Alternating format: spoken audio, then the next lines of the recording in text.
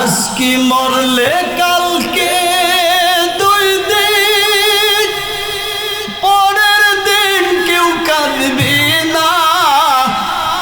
যাদের জন্য করলা কামাই মরলে তারা চিনবে না। কত কষ্ট কইরা তুমি করলা সাদের বাড়ি,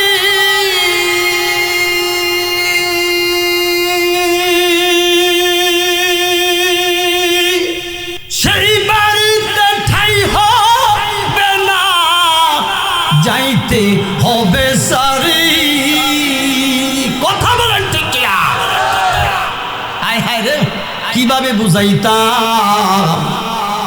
কত হার ভাঙ্গা পরিশ্রম করিয়া এই দুনিয়ার জমি জমা গড়াইবার জন্য, বাড়ি গাড়ি অট্টালিকা করবার জন্য পাগল হইয়া যাও। ওই আল্লাহরে বইলা যাও। ফজরে যখন আমার আল্লাহ ডাক দেয়, ও বান্দা তোরে তো পাইলাম না। জোহরে ডাক দে, তোরে পাইলাম না। আসরে ডাক দে, বান্দা তোরে আমি পাইলাম না। তুমি কি জানো না তোমার কি শিক্ষা গ্রহণ করার উচিত ছিল? তোমার দাদাই নাই, বাবাই নাই কবরে, তুমিও তো একদিন কবরে চইলা যাইবা। আল্লাহ রাব্বুল আলামিন আমাদেরকে আল্লাহর সমস্ত বিধি বিধানগুলো, নিয়ম আহকামগুলো মানিয়া চলবার তৌফিক দিক আমরা সকলে বলি আমিন। মহান রব্বুল আলামিন আমাদেরকে এই মোল্লা বাড়ি থেকে কত মানুষ কবরে, এই গ্রাম থেকে কত আশপাশি কবরে, আজকে তাদের জন্য মোনাজাত। ওই মাতা পিতাগুলো কবরে শুয়া শুয়া কান্দে রে আদরের সন্তান, কত কষ্ট করে তোরে মানুষ করে রাইখে আসছে। এর সন্তান নিজে কষ্ট করছে, নিজে পুরান জামা কাপড় পরছে, ঈদের দিন পরে নতুন কাপড় রঙ্গি নতুন কিনা দিয়েছি রে বাবা। আমি বাবা পুরান জামা পরে ঈদ করতে পারবো, সমস্যা নাই। ও সন্তান, তোরে নতুন কাপড় পরাইয়া তোর মুখে হাসি ফুটাইলে আমি বাবার কুজা ঠান্ডা। কথা বলেন ঠিক কিনা? এমন আদরের বাবা কার জানি অন্ধকার কবরে। বাবাই কত কষ্ট কইরা দিন রাত্র কাটাইয়া গেছে, মাটির বিছানা শুইয়া সন্তানদের জন্য স্বপ্ন দেখা গেছে, আমার এই সন্তানগুলো যদি বড় হয় কোনো একদিন মানুষ হইবে। আমি বাবা থাকতাম না, দেখতাম না ওই কবরে আমার সন্তানেরা অট্টালিকা, টাকা পয়সা, জায়গা জমির মালিক হবে। আমি বাবা ওই দিন থাকবো না। এই বড় বড় আশা লইয়া কত পিতাগুলা ওই অন্ধকার কবরে, তারা কিছু চায় না। ও বাবা, তুমি অট্টালিকার মালিক হইছো, জায়গা জমির মালিক হইছো, 2-1 বিঘা জায়গা দাও এগুলা চায় না, 2-1 বান্ডেল টাকা দাও ওগুলা চায় না। একমাত্র ওই মুর্দে গান গরু কবরে শুয়া শুয়া কান্দে। ওই সন্তানদেরকে হাতছানি দিয়া ডাকে, আত্মীয়দেরকে হাতছানি দিয়া ডাকে, যেই সন্তানগুলো মাতা পিতার জায়গা জমিগুলো বাড়ি গাড়িগুলো বুক করতেছে, ওই সন্তান কান্দে। বাবা, আজকে তোমরা আরামে আছো বাবারে। এই অন্ধকার কবর একটা ভয়ানক জায়গা, এই ভয়ানক জায়গার মধ্যে আমি শান্তি নাই। ও সন্তান, তোরে মানুষ করবার জন্য, তোর মুখে খাবার উঠে দেওয়ার জন্য আমি কত কষ্ট করে মানুষের বাড়িতে কাজ করছি। সন্তানের আমার তোর মুখে হাসি ফুটানোর জন্য আমি তোর মুখে খাবার উঠে দিয়েছি। আজকে যদি তুই আমার জন্য দোয়া করোস, এই দোয়াটুকু আমার আল্লাহ কবরে সদকে জারিয়া হিসেবে পৌঁছে দিবে। হয়তোবা সন্তানের আমার তোর এই দোয়ার বদৌলতে আমার আল্লাহ কবর আযাব মাফ করে আমার কবর জান্নাতের বাগান বানায় দিতে পারে। সোনামণি বলিয়া বুকে জড়ায়া চুমা খায়, আর ডাক দিয়ে বলে বাবা আমার তোমার পেটে কি ক্ষুধা লাগছে? কিন্তু সন্তান, মা আমি দুধ খাবো, দুধ পান করবো, আমার পেটে খিদে, এটা বলার শক্তি নাই। সন্তানের কান্নায় বুঝাই দিল মারে সন্তানের পেটে খিদা। এই কান্নাটা মারে কলিজায় আঘাত লাগাই দিছে। কথা বলেন ঠিক কিনা? এমন মায়ার আল্লাহ, এমন মায়া কইরা দয়া কইরা আমার পেটের ভিতরে ওই মাসিকের নাপাক রক্ত নাভি দিয়া খাওয়াইয়া এই জবানটা পবিত্র রাখলেন। ইচ্ছা করলে মুখ দিয়ে নাপাক রক্ত পান করাইতে পারতেন। আমার আল্লাহ মুখ দিয়ে নাপাক রক্ত পান করায় নাই। কেন মুসলমান জানি? এই বান্দা দুনিয়ায় আইসা এই পবিত্র আমার বানানো জবান দিয়া আমি আল্লাহর জিকির করবে, আমি আল্লাহরে আল্লাহ বলে ডাক দিবে। এখন আল্লাহকে আল্লাহু আকবার বলে ডাক দিতে তোমার অলসতা লাগে। ও বান্দা, যখন তোমার কেউ ছিল না তখন ছিলাম আমি। এখন তোমার সব হয়েছে, তুমি এখন ডাইনে বামে তাকালে বন্ধু বান্ধব দেখো, ডাইনে বামে তাকাইলে দেখো তোমার সন্তান, তোমার স্ত্রী, কতজন দেখো। যখন তোমার কেউ ছিল না, ঘুমের ঘরে তোমার মার একটা হাত যদি তোমার নাকে মুখে পড়তো, তুমি সরাইবার শক্তি ছিল না। আমি আল্লাহ রহমতের ফেরেশতা দিয়া তোমার গোটা রাত্র আমি আল্লাহ হেফাজতে রেখে দিলাম। আরে আওয়াজ দিয়ে কোন আল্লাহু আকবার, নারে তাকবীর। এরে মুসলমান, ও আল্লাহর গোলাম, নবীর আশিক, উম্মতের দল, এই দুনিয়া চিরকাল থাকার জায়গা না। আমার দাদাই আমার জমি জামা আমার বাড়ি বাড়ি কইরা গেল, আমার দাদাই দুনিয়ায় রইল না। আমার বাবায় আমার বাড়ি আমার ঘর কইয়া গেল, আমার বাবাও রইল না। আমিও একদিন থাকিব না। এইভাবে একের পর এক কবরে যাইতে হবে। ওই কবর এমন একটা ঘর, ওইটা মামুর বাড়ি না, গেলি খালি খাওন পাইবা। ওইটা শ্বশুর বাড়ি না, শাশুড়ি মুরগি জবকেরা মুরগার রান খাওয়াইব। ওই কবর এমন একটা ঘর, ওই কবরটা কারোর জন্য জান্নাতের বাগান হবে, কারোর জন্য একটা জাহান্নামের কুণ্ড হবে, ৯৯টা সাপের গর্ত হবে। ওই কবরের মধ্যে কোনো সাথী নাই, বাতি নাই। ওই কবরে মাথার নিচে নরম বালিশ না দিলে ঘুম আসে না, নিচে জাজিম তোষক না বিছাইলে আরাম লাগে না। ওই অন্ধকার কবরে মাটির বিছানায় পোকামাকড়ের ঘর কেমনে থাকবা? ওই কবরে সাথী নাই, বাতি নাই। যখন আমল ভালো হবে, আমার আল্লাহ ওই আমলের কারণে চোখের পাওয়ার যতটুক দেখতেই পাও, তোমার কবরটা অতটুক প্রশস্ত হয়ে যাবে। কত মানুষ কবরে গেছে, কেউ আসছে। এই দুনিয়া দুনিয়া করিয়া কত কষ্ট করিয়া সংসার চালান, সন্তান লগে শুইছে। এমন সন্তান আছে সপ্তাহে কি বছরও মনে কবর জিয়ারতে যায় না, আছে না নাই? আজকে মরলে কালকে 2 দিন, পরের দিন কেউ কাঁদিবে না। আজকে মরলে কালকে 2 দিন, পরের দিন কেউ কাঁদিবে না। যাদের জন্য করলা কামাই, মরলে তারা চিনবে না। কথা বলেন সত্য কি না? এর মানুষ কত বাড়ি গাড়ি রাইখা গেল কবরে, বাড়ি গাড়ি জমি জামা বাগাবাগি হয়ে গেছে। আমার দাদায় আমার বাবা আমার মা আশপুরুষী আমার অনেকের মা বাবা দাদা দাদি কবরে গেল, কি অবস্থায় আছে জানা নাই।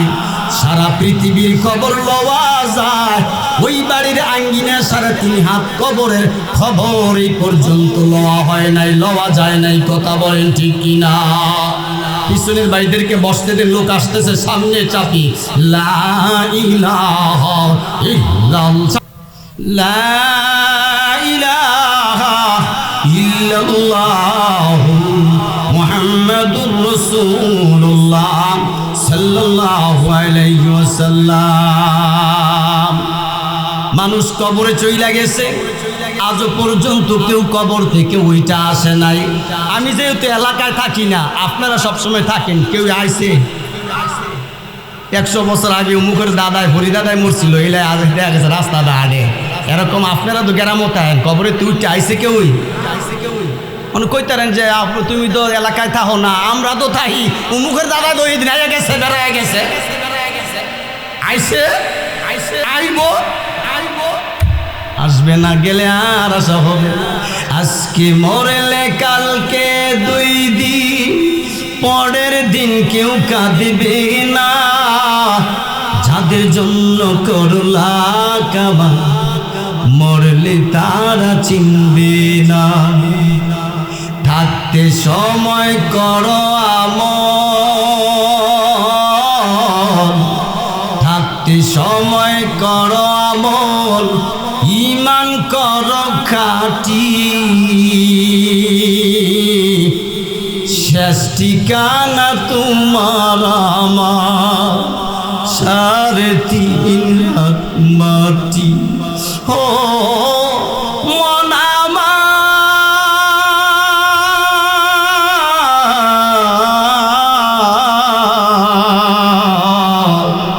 শেষ ঠিকানা তোমার আমার 3.5 হাত মাটি। আজকে মরলে কালকে 2 দিন, পরের দিন কেউ কাঁদবে না। যাদের জন্য করলা কামাই, মরলে তারা চিনবে না। কত কষ্ট কইরা তুমি করলা সাদের বাড়ি,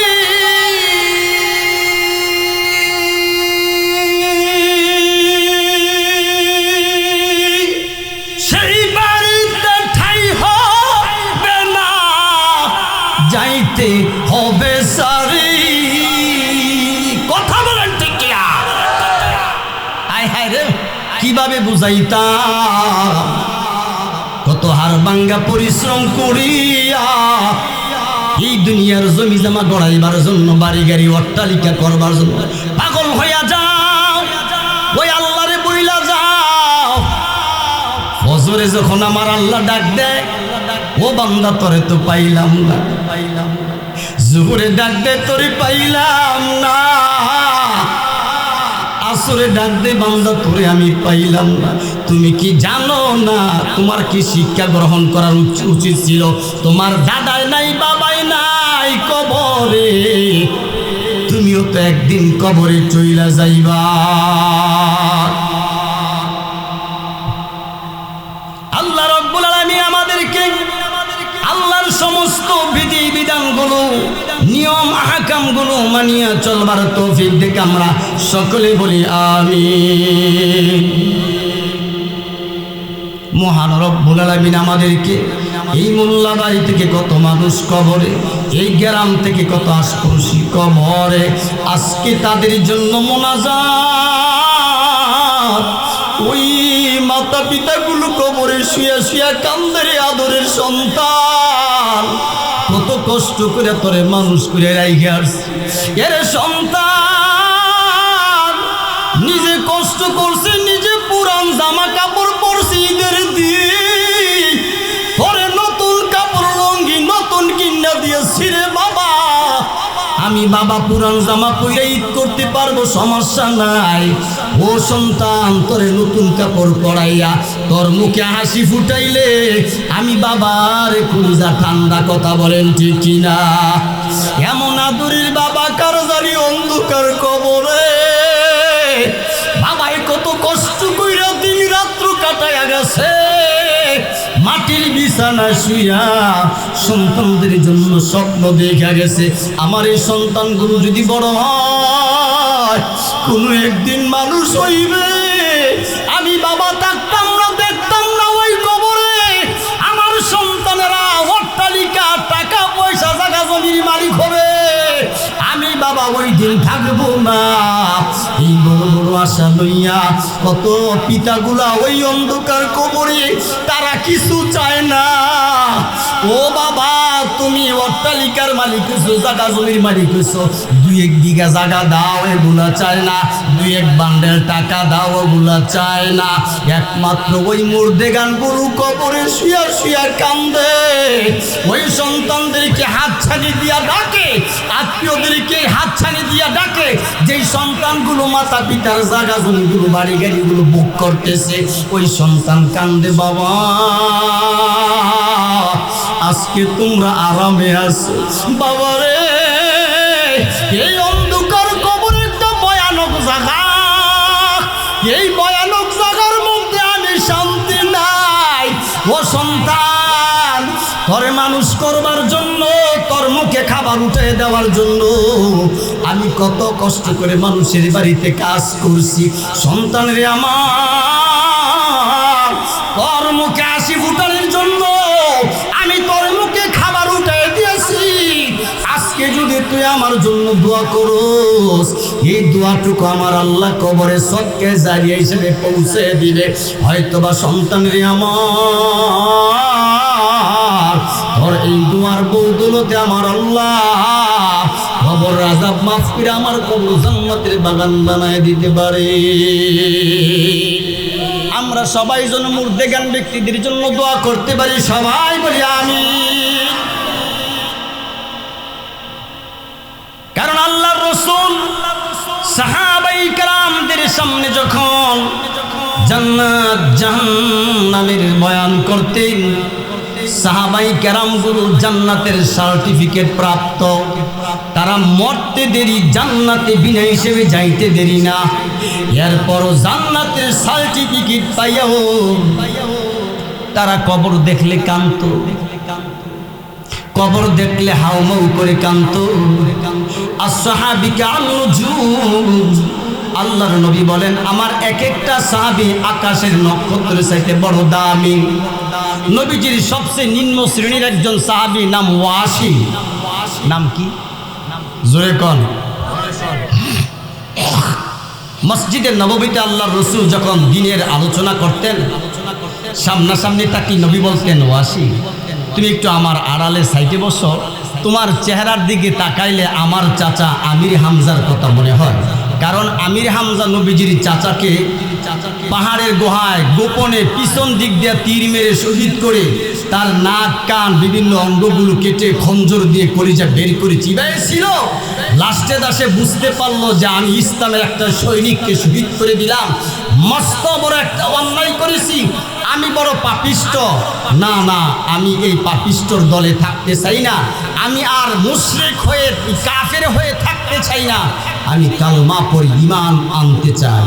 তখন এই ওয়াসি আল্লাহর রাসূলের কাছে কালমা পড়ে মুসলমান হয়ে যায়। নবী বলে, ওয়াসি তোমার দাম কত রে তুমি জানো নি? ওয়াসি রে, আব্দুল কাদের জিলানী সাহেব রাহমাতুল্লাহি আলাইহি বড় পীর মুসলিম দরজানওয়ালি বীর আব্দুল কাদের জিলানী সাহেব যদি মরুর বালির প্রান্ত যদি একটা ঘোড়া দৌড়ে যায়, ওই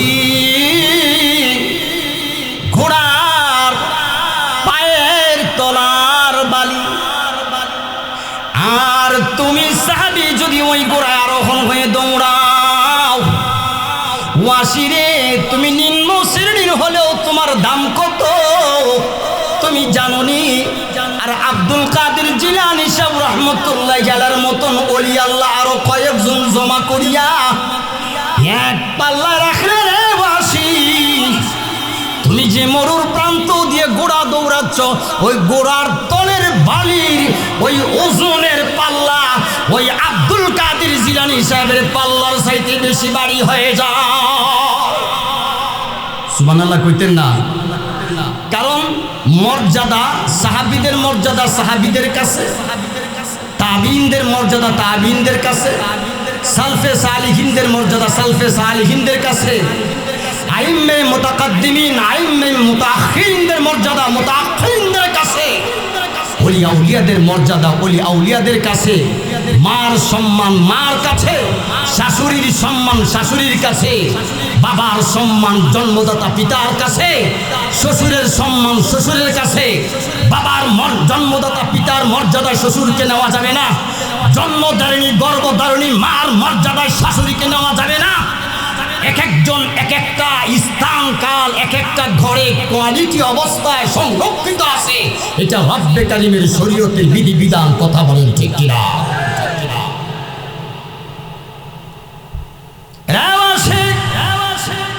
মন খারাপ করো না,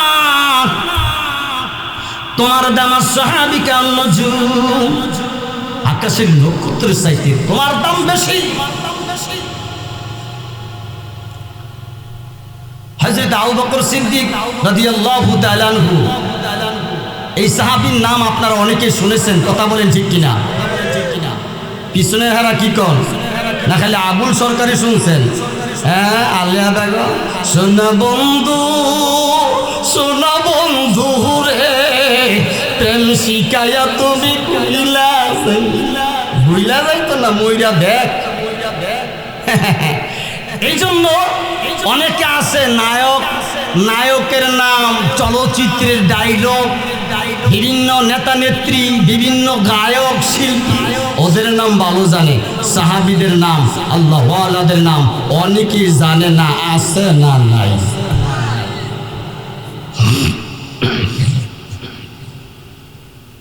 আবু বকর সিদ্দিক রাদিয়াল্লাহু তাআলা তিনি সাধারণ কোন সাহাবী নন।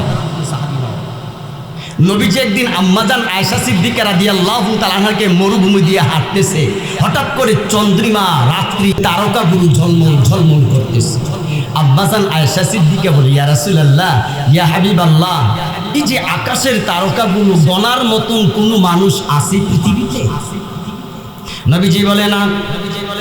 তাহলে নবী গো, আমি একটা প্রশ্ন করি, এই আকাশের তারকা যেমন গণার মতো কোনো মানুষ নাই, আপনার সাহাবীদের মধ্যে এমন কোন সাহাবী আছে গো নবী, তার নেক গণে শেষ করতে পারবে না? সুবহানাল্লাহ কইতেন না? নবীজি কয় আছে। তখন আম্মাজান আয়েশা সিদ্দিকা মনে করছে তিনার বাবার কথা বলবে, আবু বকর সিদ্দিক রাদিয়াল্লাহু তাআলা। নবীজি বলছে ওমরে ফারুক রাদিয়াল্লাহু তাআলা। ওমরে ফারুককে সংক্ষিপ্ত একটু পরিচয় দেই। আজকে যারা রাষ্ট্রপতি, প্রাইম মিনিস্টার, আজকে যারা দেশ চালাচ্ছ, আর ওমরে ফারুক গোটা এই ছোট ডিম্বাণু দেশের মতো দেশ চালায় নাই। হযরত ওমরে ফারুক অর্ধেক পৃথিবীর রাজত্ব ছিলেন। হযরত ওমরে ফারুক অর্ধেক পৃথিবী, আধা কা জাহান প্রেসিডেন্ট। আইনা মালিকুম লাইসা জানা মালিকুম বাউথারা আমিরুন। আমি সব এই ছোট্ট ডিমের মতন বাংলাদেশের না। আর আফগানিস্তান তো এই বাংলাদেশের চাইতে অনেক অনেক অনেক অনেক গুণে বড়। ওই আফগানিস্তানের প্রধানমন্ত্রী কি করে জানেন? এই আফগানিস্তানের প্রধানমন্ত্রী অন্য রাষ্ট্রে দেশের টাকা পাচার করার ধান্দায় থাকে না। ওই আফগানিস্তানের হেবাতুল্লাহ আকন্দজাদা হেবাতুল্লাহ তিনি কি করে জানেন? রাত্রে তাহাজ্জুদ নামাজ পড়ে যায় নামাজে, দিনের বেলা মাদ্রাসায় বুখারী শরীফ পড়ায়, শুক্রবারে মসজিদে খুতবা দেয় এবং রাষ্ট্রীয় কর্মকাজ করে। তিনি প্রধানমন্ত্রী, প্রেসিডেন্ট ওই আফগানিস্তানের হেবাতুল্লাহ। জোরে কন্যা আল্লাহু আকবার।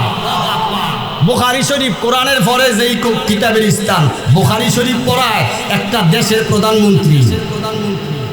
দেশের টাকা দান্দায় তাহে না বিদেশ পাচার করতে, বুখারী শরীফ পড়ায়, রাত্রে যায় নামাজ বিছায় তাহাজ্জুদ পড়ে।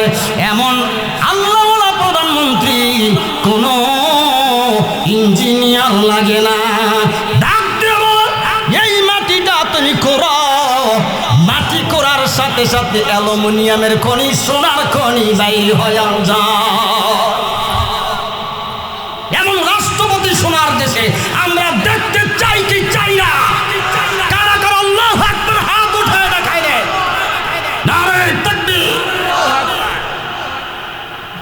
মুখে না বিত্তেতে কইছেন মাশাআল্লাহ, আল্লাহ কবুল করে জোরে কোন আমিন। আমি বড় খুশি হলাম, আমার এলাকার মানুষগুলো এমন একটা আল্লাহওয়ালা প্রধানমন্ত্রী সোনার দেশে চায়।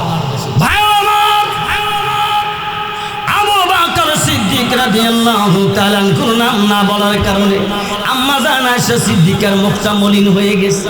নবী কয়, বুঝতে পারছি তোমার বাবা আবু বকরের কথা বলিনি, তাই না? নবী ডাক দেয়, আয়েশা রে, তোমার বাবা আবু বকরের মর্যাদা কত তুমি কি জানো? সমস্ত পৃথিবী উম্মতদের নেক যদি এক পাল্লায় রাখা হয়, আর তোমার বাবা আবু বকর সিদ্দিকের একটা রাত্রি নেক, যেটা হিজরতের কিছু সময়ের রাত্রি, আয়েশা রে, ওই একটা রাত্রির কিছু সময়ের নেক যদি অপর পাল্লায় রাখা হয়, আমার তামাম পৃথিবীর উম্মতদের নেকের পাল্লার চাইতে এক রাত্রির কিছু সময়ের নেকের পাল্লার ওজন তোমার বাবার বাড়ি হয়ে যায়। আওয়াজ দিয়ে আল্লাহু আকবার বলেন। আবু বকর নরম সাহাবী, হযরত ওমর ছিলেন গরম। হযরত ওমর যদি কোন রাস্তা দিয়ে হেঁটে যাইতেন, কমাস কম 40 দিন পর্যন্ত শয়তান আসা যাওয়া বন্ধ হয়ে যাইত। হযরত ওমর চিঠি দিলে নদীতে জোয়ার ভাড়া হইতো, সুন্দরী মায়া সাজায়া গুজাইয়া, ডোল তবলা লয়া টন টনা টন টন, ডুবডুব ডুবডুব এই যন্ত্রবাদ্য বাজাইয়া, সুন্দরী রমণীর উপসীকে স্বর্ণ গহনা দিয়া সাজাইয়া নদীতে নিক্ষেপ করলে জোয়ার হইতো। হযরত ওমর ফারুক রাষ্ট্রনায়ক কয়, না না, একটা মানুষের জানের বিনিময়ে নদীতে জোয়ার আসতে পারে না। আমি একটা কাগজে চিঠি লেখা দেই রে, এই চিঠিটা নদীতে ছেড়ে দাও। হযরত ওমর ফারুক আদাকা জাহান প্রেসিডেন্ট, অর্ধেক পৃথিবীর বাদশাহ, এমন একজন সাহাবী। আল্লাহর নবী বলে, আমার পরে যদি নবী হইতো হযরত ওমর নবী হয়ে আসতো। আনা খাতামান নবিয়্যিন লা নবিয়্যা বাদ, আমার পরে কোনো নবী নাই, নবুয়তি দরওয়াজা বন্ধ। কোন বদমাশ, কোন কাদিয়ানির বাচ্চা যদি এই মুসলমানের দেশে বসে যদি নবী দাবি করে, তারে জুতা পিটা করে দেশ থেকে বিতাড়িত করতে হবে। কথা বলেন ঠিক কিনা? আমরা যাই যাই দল করি, আমাদের সব দলের সবার নবী একজন, মুহাম্মদুর রাসূলুল্লাহ সাল্লাল্লাহু আলাইহি ওয়াসাল্লাম। কথা বলেন ঠিক কিনা?